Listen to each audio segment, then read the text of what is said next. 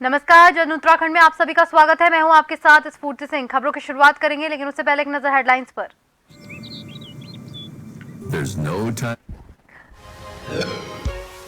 Uttarakhand CM Dhami London के लिए रवाना। ग्लोबल इन्वेस्टर समिट में होंगे शामिल। मंगलवार को बैठकों का दौर रहेगा जारी।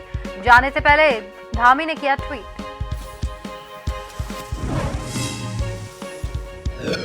देहरादून में पीएम आवास योजना के लाभार्थियों को बांटे आवंटन प्रमाण पत्र। मंत्री प्रेमचंद अग्रवाल ने कहा 20 परियोजनाओं में किया जा रहा कार्य, लाभार्थियों को बांटे आवंटन।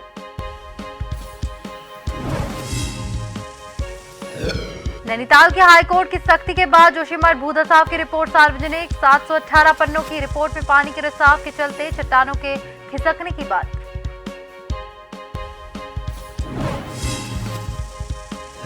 उत्तराखंड में मनाई गई पंडित दीनदयाल उपाध्याय की जयंती। बीजेपी कार्यकर्ताओं ने किए पुष्प अर्पित। उनके आदर्श पर चलने की ली शपथ।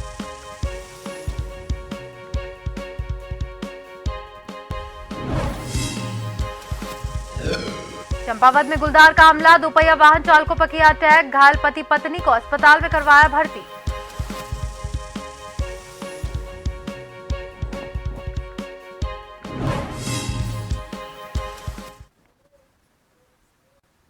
और अब खबरें विस्तार से।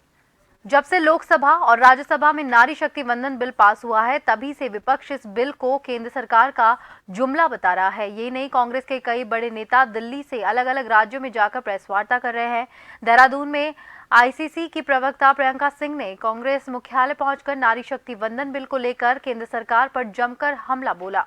उन्होंने कहा कि केंद्र सरकार ने नारी शक्ति वंदन बिल के नाम पर महिला से धोखा किया है, क्योंकि इसका लाभ महिलाओं को 2039 तक होगा, जबकि इस बिल में ओबीसी वर्ग की महिलाओं के साथ अनदेखी की गई है। कांग्रेस के प्रवक्ता प्रियंका सिंह ने केंद्र की मांग की है कि मोदी सरकार नारी शक्ति वंदन बिल में ओबीसी वर्ग को भी शामिल करे और इस बिल का लाभ तत्काल प्रभाव से लागू किया जाए। उन्होंने सरकार से जातिगत जनगणना की भी मांग की है और साथ ही कहा है कि अगर 2024 लोकसभा चुनावों में कांग्रेस सत्ता में आती है तो महिला आरक्षण तत्काल प्रभाव से लागू किया जाए।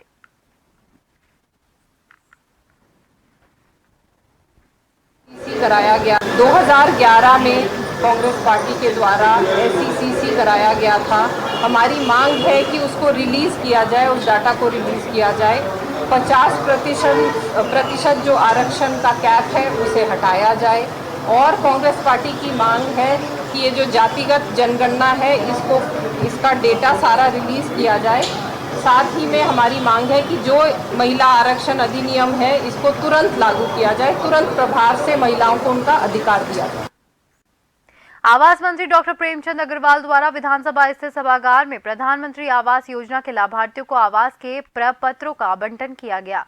वित्त एवं शहरी विकास मंत्री ने कहा कि केंद्र और राज्य सरकार की अत्यंत महत्वपूर्ण प्रधानमंत्री आवास योजना के अंतर्गत आवास विभाग द्वारा AHP घटक के कार्य किया जा रहा है। उन्होंने बताया कि आवास विभाग द्वारा कुल 20 परियोजनाओं में कार्य किया जा रहा है।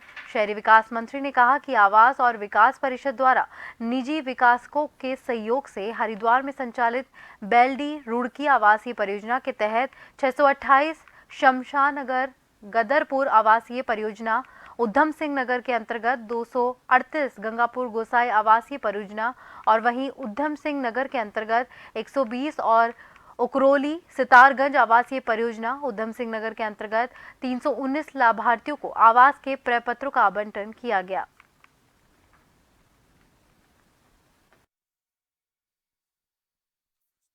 देखिए, प्रधानमंत्री आवास योजना जो हमारे प्रदेश में विभिन्न लाभार्थियों को लाभ देने के लिए 2017-18 से योजनाएं स्वीकृत थी और 20 परियोजनाओं को हम लोग अपने प्रदेश में चला रहे हैं, जिसमें आज रुड़की बेलड़ी आवासीय परियोजना हरिद्वार में जो चल रही है उसमें 628 लोगों को, श्यामपुर गदरपुर आवासीय परियोजना उधम सिंह नगर में जो चल रही है उसमें 238 लोगों को, गंगापुर गोसाई आवासीय योजना उधम सिंह नगर में चली 120 लोगों को, उकरोली सितारगंज आवासीय परियोजना उधम सिंह नगर में 319 लाभार्थियों को, यानी कुल 1305 लोगों को सीधा लाभ देने का हमने जो आज भी कार्यक्रम किया उन लाभार्थियों को बुला के उनके सामने पारदर्शी तरीके से लॉटरी ऑनलाइन निकाल के उनको आवंटन पत्र हमने जारी किए।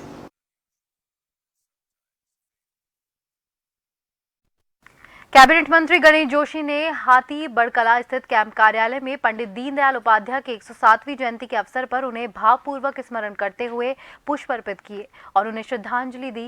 इस अवसर पर अपने संबोधन में मंत्री जोशी ने कहा कि पंडित दीनदयाल उपाध्याय महान विचारक और चिंतक थे। उन्होंने भारत की सनातन विचारधारा को युगानुकूल रूप से प्रस्तुत करते हुए देश को एकात्मक मानव दर्शन जैसी प्रगतिशील विचारधारा दी। काबीना मंत्री ने कहा कि जोशी ने पंडित दीनदयाल उपाध्याय के विचारों का स्मरण करते हुए कहा कि उनका मानना था कि भारत को औद्योगिकरण के रास्ते पर चलते हुए अनाज के मामले में भी आत्मनिर्भर बनना चाहिए। हमें आर्थिक कमजोरी को दूर करना चाहिए और मजबूती के साथ आगे बढ़ना चाहिए। कृषि पर ध्यान देना चाहिए।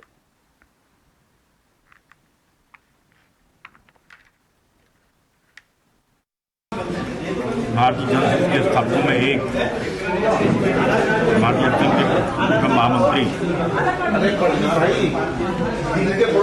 दीनदयाल उपाध्याय की जयंती को हमने मनाया है।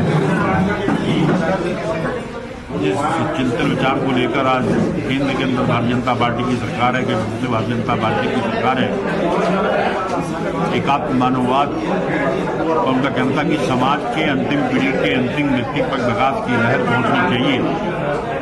इसी को साकार करते हुए आज मोदी जी 2 बार देश के प्रधानमंत्री बने और तीसरी बार फिर बनने जा रहे हैं, क्योंकि हमने उनके विचारों को आत्मसात किया है। और आज मुस्लिम विधानसभा के कार्यकर्ताओं ने उनको यहाँ पर नमन किया है और हमने संकल्प लिया है कि हम दीनदयाल जी के विधायक मार्ग पर चलेंगे।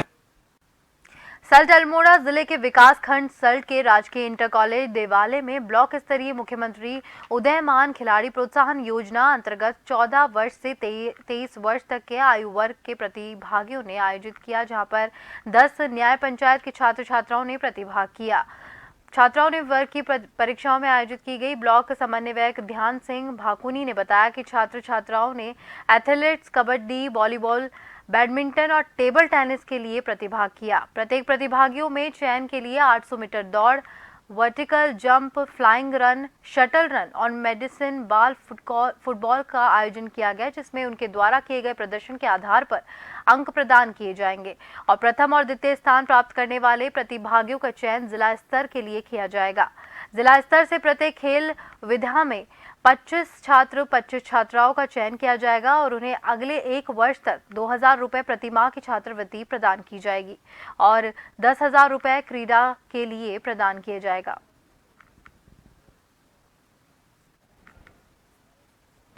माननीय मुख्यमंत्री उदीयमान प्रोत्साहन योजना के अंतर्गत राजकीय इंटर कॉलेज देवायल में हमारी 14 से लेकर 23 वर्ष तक जो आयु वर्ग के बालक बालिकाएं हैं, उनकी प्रतियोगिताएं संपन्न हो चुकी हैं, जिसमें 10 न्याय पंचायत के विकासखंड सल्ट के न्याय पंचायत के बालक बालिकाओं द्वारा 14 से 17 वर्ष आयु वर्ग, 17 से 19, 19 से 21 और 21 से 23 आयु वर्ग के बच्चों द्वारा प्रतिभाग किया गया है। इसमें जो मुख्य हमने आगे के लिए चयन किया है, उसमें 5 प्रतियोगिताएं आयोजित की गई हैं, जिसमें 800 मीटर दौड़, shuttle run, vertical jump, medicine ball put up और 30 मीटर फ्लाइंग रन का आयोजन किया गया। उन 5 प्रतियोगिताओं के आधार पर हमने उनको बच्चों को अंक प्रदान किए हैं और प्रथम और द्वितीय स्थान पर रहने वाले खेल विधाओं में बच्चों को अंक प्रदान करते हुए प्रथम और द्वितीय स्थान प्राप्त बच्चों को जिले स्तर के लिए चयन किया गया है। 18 सितंबर से रुड़की के रविदास घाट पर बेलडा के पीड़ित परिवार धरने पर बैठे हैं। परिवार और समाज के लोग अनुसूचित आयोग और शासन पर वादा खिलाफी का आरोप लगा रहे हैं। बेलडा के पीड़ित परिवारों का उत्तराखंड बहुजन समाज पार्टी का समर्थन मिला है। वहीं बसपा प्रदेश अध्यक्ष अपनी टीम के साथ समर्थन देने पहुंचे। उन्होंने अनुसूचित आयोग पर लापरवाही का आरोप लगाते हुए नाराजगी जाहिर की। उन्होंने कहा कि यदि सरकार ने मांगों को मान लिया होता तो न्याय कर दिया होता तो आज बसपा के सदस्यों को धरने में पीड़ित परिवार का साथ देने नहीं आना पड़ता।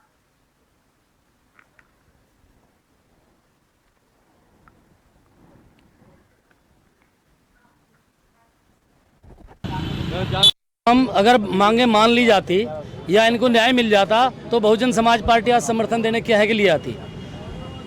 हम लोग इनके समर्थन में पूरा, हमारे सारे विधायक, पूरी बहुजन समाज पार्टी धरना स्थल पर पहुंची है। इनका पूरा समर्थन बहुजन समाज पार्टी पहले ही दिन से कर रही है। इन लोगों के खिलाफ मुकदमे दर्ज हो रहे हैं, लेकिन बसपा सफाई लैंड अगर होती तो यहाँ आते हम दोनों गए। पूरी बहुजन समाज पार्टी आज से ही थोड़ा ही है भाई, ये तो पहले दिन से ही माननीय मोहम्मद शहजाद जी पहले दिन से ही, और दूसरे दिन से हम लगातार सब अधिकारियों से सबसे लगातार बात कर रहे हैं। देश की सबसे बड़ी पंचायत, वहाँ ये प्रकरण उठाने का काम किया है और रखने का काम किया है, और दिल से ईमानदारी से बहुजन समाज पार्टी बेलडे वालों के साथ है। ऐसा डर है क्या, और कर लो 10 भाई, मुकदमों से डर कर नहीं भाग रहे हैं। और मैं समझता हूँ प्रेस को भी मुकदमों की ज़्यादा चर्चा नहीं करनी चाहिए। ऐसा लगता है ऐसा प्रेस को पुलिस ने भेजा और मुकदमों से डरा दो, ऐसा नहीं है। मुकदमों से नहीं डरेंगे, कितने ही कर लो। जोशीमठ ब्लॉक के अंतर्गत आने वाले पगनौ गांव विगत कई महीनों से अधिक से लगातार भारी भूस्खलन की चपेट में आ गया है। आपको बता दें कि पगनौ गांव के लोगों के द्वारा जन आक्रोश रैली का आयोजन किया गया। रैली के दौरान सरकार के खिलाफ जमकर नारेबाजी की गई। आपदा पीड़ित परिवारों का कहना है कि उनका गांव पूरी तरह से खतरे की जद में पहुंच चुका है। लगातार गांव में आए दिन भूस्खलन हो रहा है, जिस कारण उनका उस गांव में रहना अब किसी खतरे से खाली नहीं है।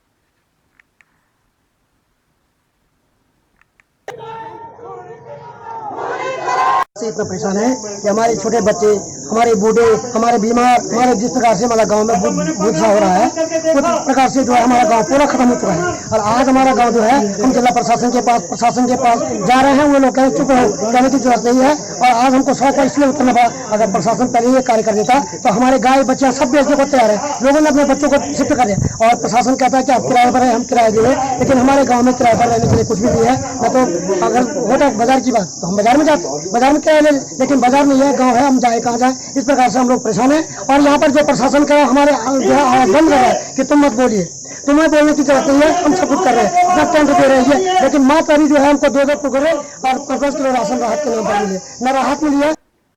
खबरों का सिलसिला यूं ही जारी रहेगा। फिलहाल वक्त हो गया है एक ब्रेक का।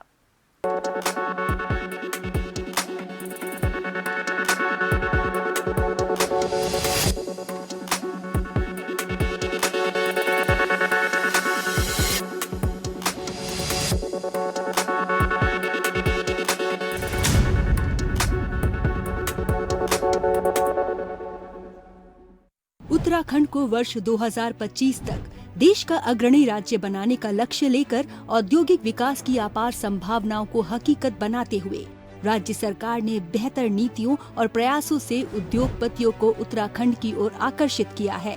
तभी तो आज देश विदेश से बड़ी संख्या में उद्योग समूह निवेश के लिए आगे आ रही हैं।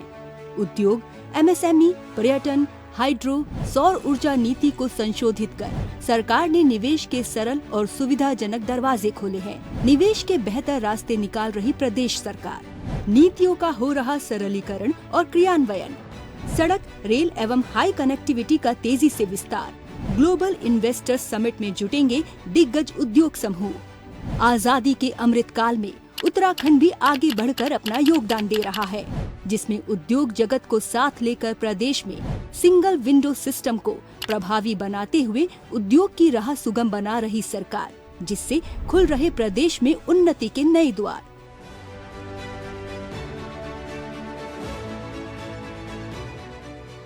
प्रदेश में निवेश की संभावनाओं को बढ़ाने और राज्य में अधिक निवेशकों को आकर्षित करने के लिए ग्लोबल इन्वेस्टर्स समिट का आयोजन इसी दिशा में एक ऐतिहासिक अवसर बनेगा, जो राज्य में पर्यटन, उद्योग, IT, स्वास्थ्य, उच्च शिक्षा एवं अन्य विभिन्न क्षेत्रों में राज्य में निवेश की ऊंची उड़ान भरेगा। इसी दिशा में उद्यमियों के साथ सरकार ने सशक्त उत्तराखंड मिशन लॉन्च करने और अगले 5 वर्षों में राज्य की GSDP को दुगना करने का लक्ष्य सामने रखा है।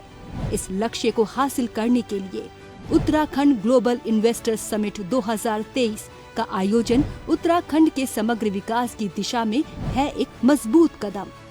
चहुमुखी सुविधाओं का तेजी से हो रहा विस्तार, औद्योगिक जगत को आकर्षित कर रही सरकार।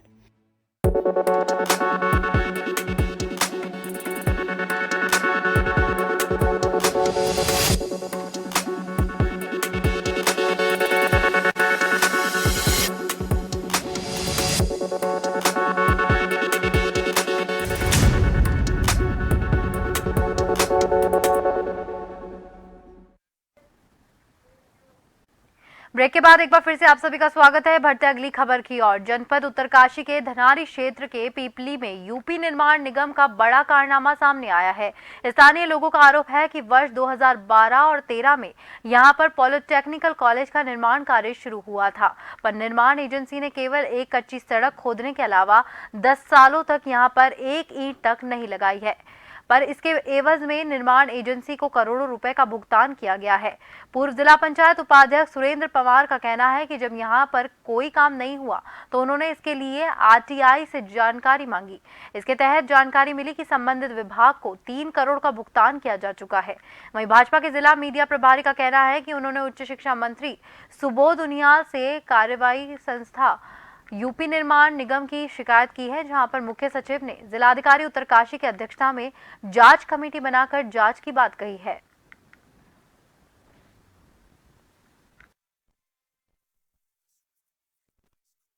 मैंने सूचना के अधिकार के तहत प्रधानाचार्य राज्य पॉलिटेक्निक पिपली से मांगा था कि भाई क्या मामला है, इनको पैसा कितना जारी हुआ, कितना, तो उन्होंने सूचना के अधिकार के तहत में हमें ये ज्ञात हुआ है कि उन्होंने लगभग 200 लाख एक और 1.5 करोड़ रुपए लगभग एक इनको जारी कर दिया है। और इसके बावजूद भी वहाँ पर निर्माण निगम ने कोई कार्य आज तक नहीं किया है। वहाँ पे धरातल पे अभी तक कुछ एक कच्ची सड़क उन्होंने बनाई, प्लेन्थ बना दी, उसके बाद इन्होंने वहाँ से अपनी निर्माण सामग्री हटा दी। जब इन्होंने निर्माण सामग्री वहाँ से हटाना शुरू किया तो हम तत्कालीन विधायक स्वर्गीय गोपाल राव जी के पास गए कि सारी जनता वहाँ से धनारी की जनता आई और माननीय विधायक जी से आग्रह किया कि भाई वो निर्माण सामग्री वहाँ से हटा रहे हैं, उनको रोको। माननीय विधायक जी ने तत्कालीन जिलाधिकारी महोदय से फोन पे वार्ता करके और उनको भी बोला था, उस समय वो कोई पाठक प्रधानाचार्य जी थे वहाँ, कि इस निर्माण सामग्री को रोको, किंतु इन्होंने रातों रात वहाँ से निर्माण सामग्री हटा दी है। और आज धरातल पर आप ये बताइए कि किसी भी एजेंसी को आपने 3 करोड़ रुपए जारी कर दिया और आज 2023 हो गया है, 2023 तक इनको कोई ये पूछने वाला नहीं कि ये इस पैसे का उपयोग हुआ या नहीं हुआ। हाँ, वास्तव में जो है काफ़ी लंबे समय से ऐसे पड़ा हुआ है और हमने भी सुना कि ये पॉलिटेक्निक यहाँ पर खुल रहा है हमारी पट्टी के लिए, जो है सारे बच्चों के लिए बहुत ही सुंदर, और बहुत खुशी हुई कि हमारे बच्चे जो है दूर नहीं जाएंगे, गरीबों के बच्चे हैं, अपने घरों से ही जो जा कर के जो है ये शिक्षा ग्रहण करेंगे। लेकिन उसके बदले में 2012-13 से और 2023 तक जो है ये कार्य ऐसे ही बाधित हुआ है और सुनाई दिया है कि यहाँ पर जो है 3 करोड़ रुपए जो है कार्यदायी संस्था ने लेकर के जो है वो पता नहीं कहाँ डाला। कुछ सामान, कुछ मटेरियल यहाँ पर दिख रहा है, इसी के अलावा जो है वहाँ पर एक ईंट भी नहीं लगी है। तो ये बड़ा खेद का विषय है, बड़ा दुख होता है। मैंने 8 महीने से अपनी गजब की प्रतिभा का लोहा मनवाने वाले, कई प्रकार के स्टंट को अंजाम देने वाले अल्मोड़ा के मासी क्षेत्र के निवासी चमन वर्मा के कई वीडियो तेजी से इंटरनेट पर वायरल हो रहे हैं, जिसमें वे गजब की कलाबाजी करते हुए दिखाई दे रहे हैं। उनका ये वीडियो सोशल मीडिया पर वायरल होने के बाद मुख्यमंत्री पुष्कर सिंह धामी ने भी उन्हें देहरादून बुलाकर सम्मानित किया।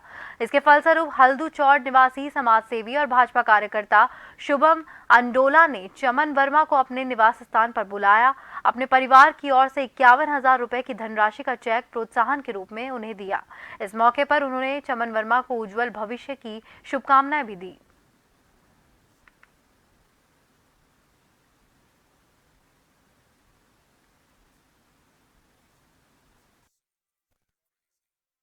हमारे सभी गणमान्य अतिथिगण यहाँ पर प्रदेश के माननीय मुख्यमंत्री श्री पुष्कर सिंह धामी जी से प्रभावित होकर, क्योंकि जिस प्रकार उन्होंने चमन वर्मा जी को फ़ोन किया और अपने आवास में बुलाया और उसके बाद उनका सम्मान किया और आगे उन्हें अच्छी एकेडमी में डालने का आश्वासन भरोसा दिया है, उससे प्रभावित होकर मेरे मन में दिल में एक विचार आया क्यों ना मैं भी सहयोग करूं, क्योंकि मैं भी एक नीचे से बिल्कुल ज़मीन से ऊपर उठ कर आया हूं, तो दुख दर्द समझता हूं पहाड़ के युवाओं का।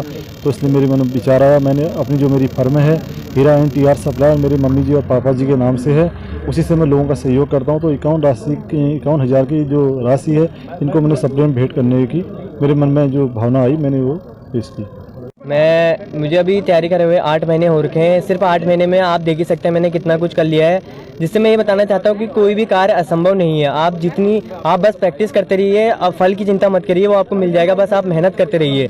और जो हमारे आने वाला यूथ है मैं उनसे यही कहूँगा कि मोबाइल पे और ये पबजी और थोड़ा अल्कोहल, ड्रग्स वगैरह इन सब चीज़ों से दूर रहिए, क्योंकि अभी आपको तो ये सब चीज़ें नहीं पता लगेंगी, लेकिन जब आप बड़े होते जाएंगे, जब आपके शरीर में कुछ डिफ़ॉल्ट आएगा तब आपको पता लगेगा इस बारे में। तो आप नशे और इन सब चीज़ों से दूर ही रहिए। और सरकार से मेरा यही कहना है कि हमारे क्षेत्र और चाहे कहीं भी क्षेत्र हो, हर जगह पे एक छोटा सा पार्क खोल दिया जाए, ताकि जो आने वाला हमारा यूथ है और जो हमारे आर्मी की तैयारी कर रहे हैं युवा, उन सब के लिए वहाँ सीखने के लिए बहुत अच्छा रहे और वो आगे जाके बढ़े। रुड़की के मंगलौर क्षेत्र में दिल्ली हरिद्वार बाईपास पर एक ट्रक में आग लग गई। ड्राइवर ने ट्रक से कूदकर अपनी जान बचाई। जानकारी के मुताबिक बहादुराबाद क्षेत्र के ग्राम दौलतपुर से एक ट्रक खजूर भरकर मंगलौर कोतवाली क्षेत्र की एक फैक्ट्री में आ रहा था। जैसे ही वह ग्राम बिझोली बाईपास पर पहुंचा, अचानक से ट्रक के इंजन में आग लग गई। आग लगने से अफरा तफरी मच गई। आग लगते ही ट्रक चालक की ट्रक से कूदकर अपनी जान बचाई और सूचना पर पुलिस भी मौके पर पहुंची। पुलिस और फायर ब्रिगेड की टीम ने आग पर काबू पाया।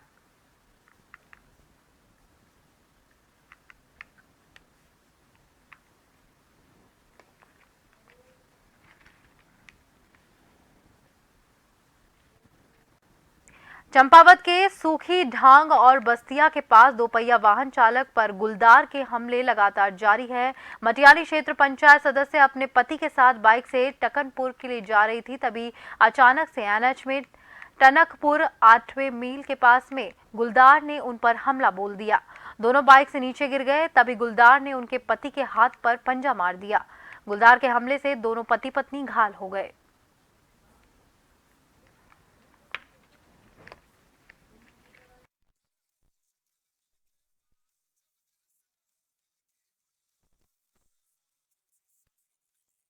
आज मेरे साथ ऐसा हमला हुआ, जो मैं चंपावत से टनकपुर के लिए रवाना हो रहा था, वो मेरे साथ मेरी 8वीं मील के बाद जिसके साथ एक गाड़ी जस्ट आगे एक टैक्सी गाड़ी रुकी थी, लेकिन उनके नहीं बताने के कारण थोड़ा आगे ही मेरे ऊपर एक जंगली जानवर शेर ने मेरे ऊपर हमला किया। मेरे हाथ में भी कुछ ऐसे दाग बनाए, तो मेरे इष्ट देवताओं ऊपर वाले की कृपा से हम दोनों मियाँ भी बच गए। नाखून भी लगाया ना साथ में, कितने नाखून लगे? मैं प्रशासन को यही बोलता हूँ कि हमारे टनकपुर वाले रोड में कड़ी से कड़ी सुरक्षा होनी चाहिए। लगता है कि वो समस्या ज़्यादा विकेट होगी तो फिर जो हमारे प्रोफेशनल जो आते हैं, हंटर्स आते हैं, उनकी भी रिक्वेस्ट की जाएगी। फिलहाल अभी वन विभाग अपनी तरफ से प्रयास करते हैं। संभावना कभी भी रहती है, हम लोग भी प्रयास करेंगे, हम कामना भी करेंगे इस तरह की कोई दुर्घटना ना हो। तो जब भी विभाग को कहा गया, विभाग अपनी कड़ी निगरानी वहाँ पे गुलदार द्वारा 8वीं मील के आसपास जो है हमला करने की लगातार 2-3 घटनाएं भी हुई हैं। तो इसी प्रकरण की गंभीरता को देखते हुए 8वीं मील के पास में कैमरा ट्रैप भी लगाए गए हैं और साथ ही जो है 2 पिंजरे भी इंस्टॉल किए गए हैं। विभागीय वनाधिकारी चंपावत के निर्देशन के अनुसार ये सारी कार्रवाई की जा रही है, ताकि गुलदार को जल्द से जल्द पिंजरे में कैद कर उसे रेस्क्यू सेंटर भेजा जा सके और लोगों को जो है इससे निजात भी मिल जाए। और आखिर में एक नजर हेडलाइंस पर।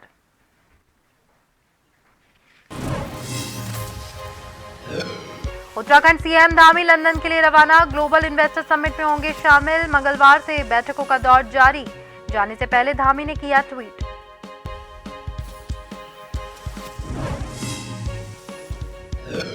देहरादून में पीएम आवास योजना के लाभार्थियों को बांटे आवंटन प्रपत्र। मंत्री प्रेमचंद अग्रवाल ने कहा 20 परियोजना में किया जा रहा है कार्य।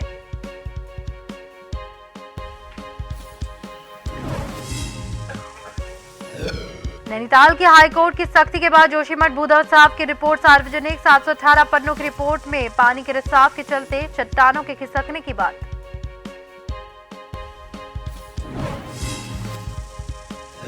उत्तराखंड में मनाई पंडित दीनदयाल उपाध्याय की जयंती। बीजेपी कार्यकर्ताओं ने किए पुष्प अर्पित। उनके आदर्शों पर चलने की ली शपथ।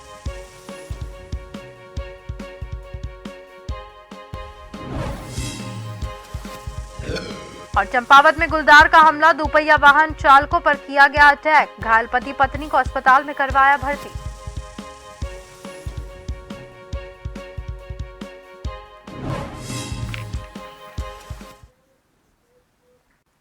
और इसके साथ इस बुलेटिन में फिलहाल के लिए इतना ही। मुझे दीजिए इजाजत। नमस्कार।